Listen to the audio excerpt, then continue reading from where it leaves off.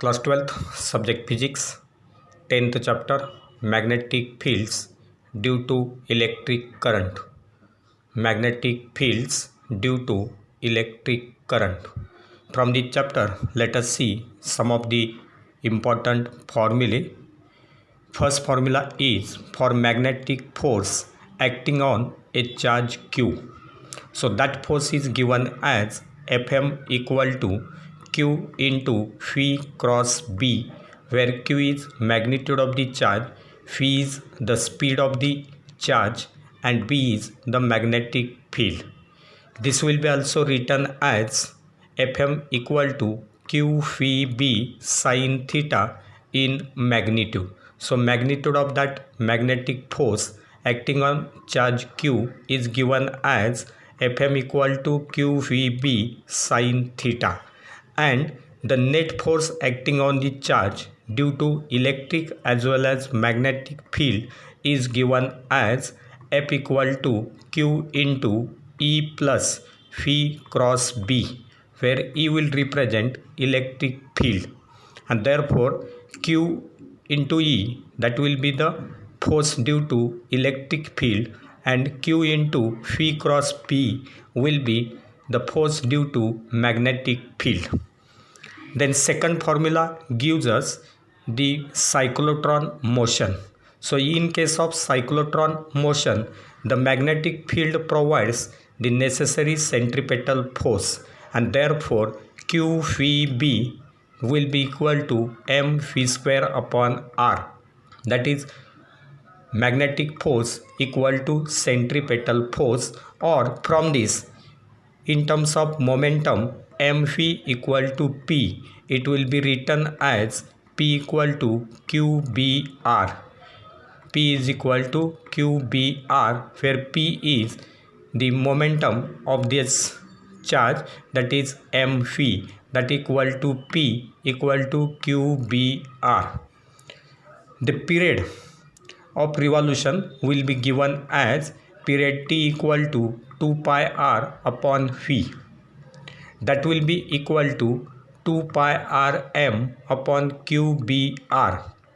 2 pi r m upon qbr, it will be written as 2 pi m upon qb. R will get cancelled, and therefore we will get 2 pi m upon qb. That is the formula for period. And the frequency of revolution will be given as f equal to reciprocal of period, that is 1 by t, that will be equal to qb upon 2 pi m, qb upon 2 pi m.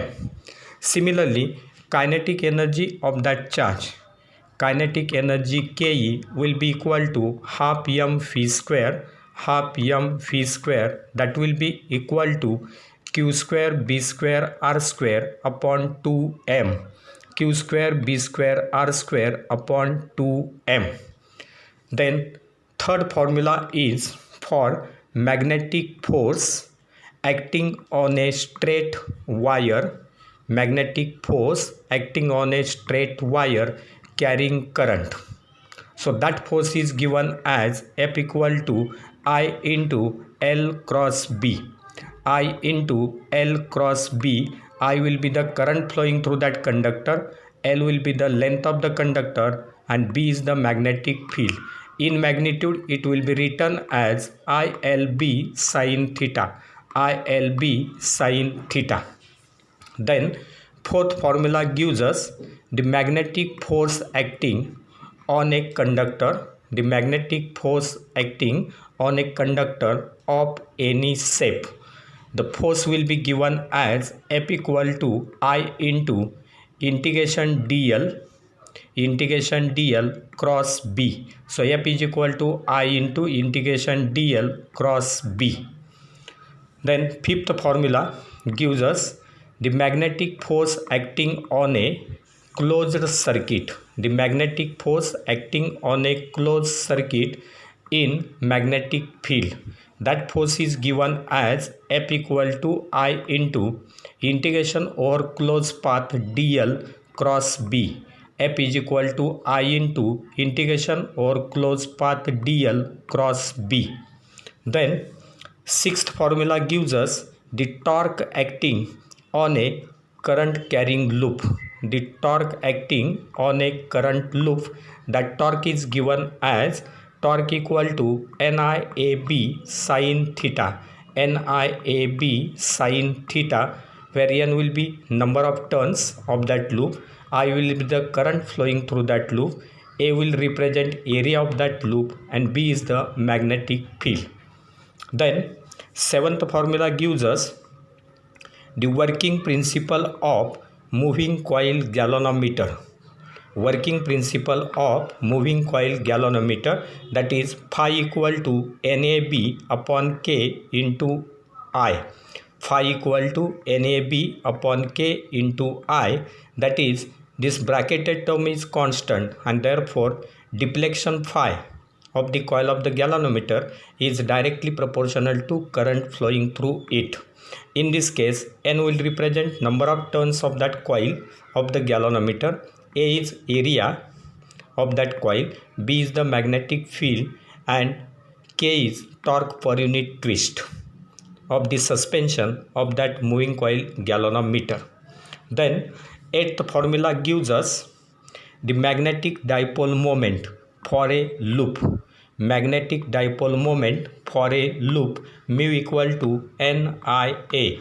Mu equal to NIA. Then ninth formula gives us the magnetic potential energy of a dipole.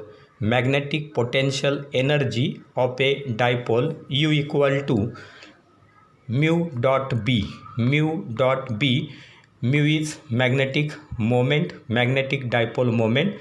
It will be in terms of magnitude written as mu B cos theta. Mu B cos theta. Then 10th formula gives us mathematical statement for Biot-Savart law. Biot-Savart law, which gives us the magnitude of magnetic field due to a current loop or short current carrying conductor, and therefore dB will be equal to mu 0 upon 4 pi I dl sin theta upon r square. dB equal to mu 0 upon 4 pi I dl sin theta upon r square.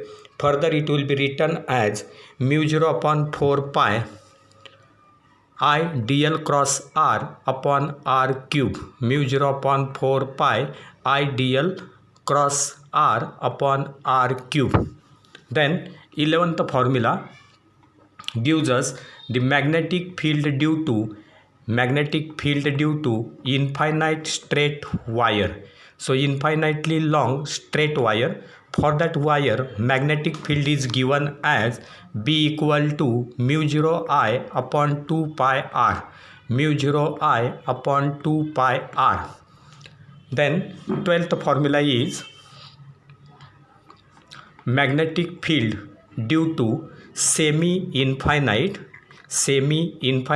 straight wire.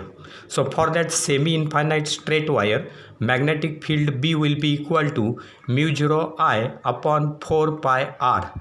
B equal to mu 0 I upon 4 pi r. Then 13th formula is for the force of attraction between two long parallel wires. So if two long wires are kept parallel to each other, then the force of attraction F is equal to mu 0 I1 I2 upon 2 pi d into L. Mu 0 I1 I2 upon 2 pi d into L, where I1 and I2 are the currents flowing through these two parallel wires.